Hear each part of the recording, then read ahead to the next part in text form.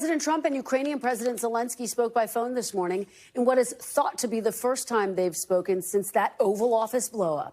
It comes just one day after President Trump's call with Russian President Putin, during which the two leaders struck an agreement for a 30-day partial ceasefire.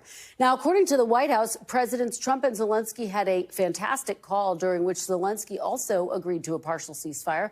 The White House also saying President Trump raised the possibility of U.S. ownership of Ukraine's nuclear facilities.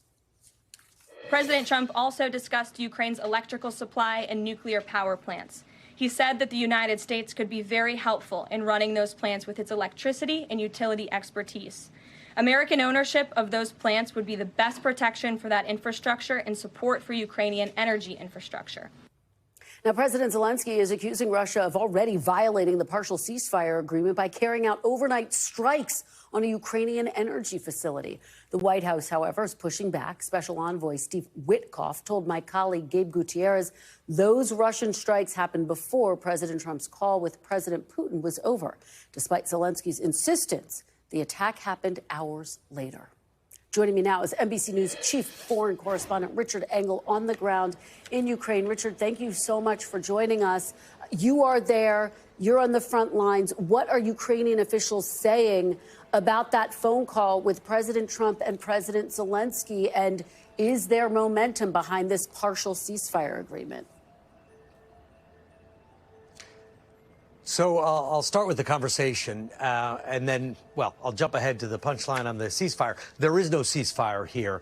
There was a proposal to start a ceasefire. There was a pledge by Putin to have a ceasefire, but there were never any specifics. There was never any definition of what would be targeted, what wouldn't be targeted. There was this vague idea that infrastructure, or perhaps the power structure, or the power grid and infrastructure would be targeted. But there was no specificity, nothing that could be enforced. It wasn't a real ceasefire. It was a concept of a ceasefire. But in terms of the conversation that happened today, I think the big headline, Kristen, is that both sides are saying that it went so well. And on everyone's memory in this country is the last Oval Office conversation when Ukrainians felt that President Zelenskyy was bullied, he was overtalked, he was talked down to. He was told that he was an obstacle to peace, and then this country saw military and intelligence aid cut off by President Trump. That doesn't seem to have happened on this call, both sides saying that it was constructive, that they look forward to continuing this diplomatic process in Saudi Arabia over the weekend. So a positive call.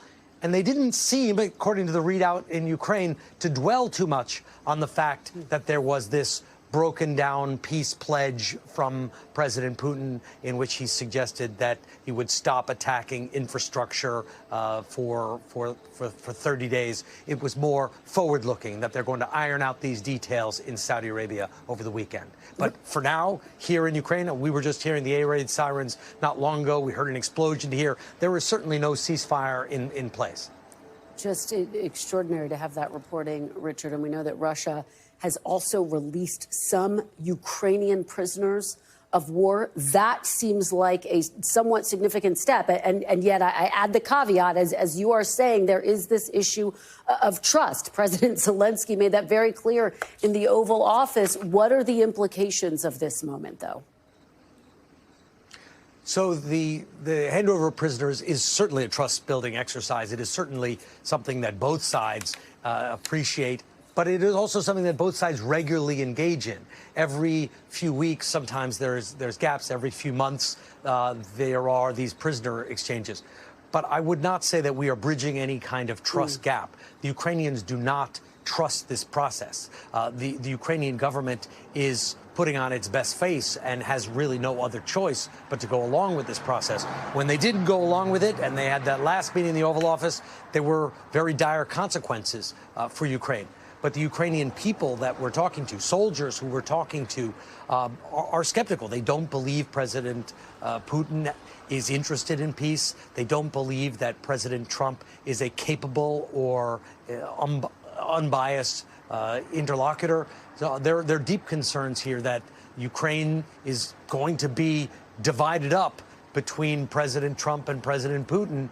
and they are realizing that they're in a difficult position. They can rely on themselves. They don't know how much on Europe, and they're trying to figure out how much they can depend on the United States.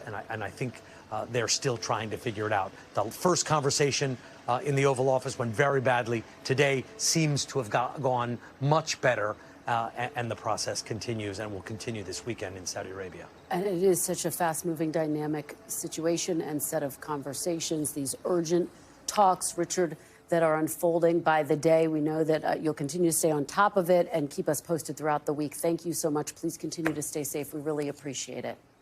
Thanks for watching. Stay updated about breaking news and top stories on the NBC News app or follow us on social media.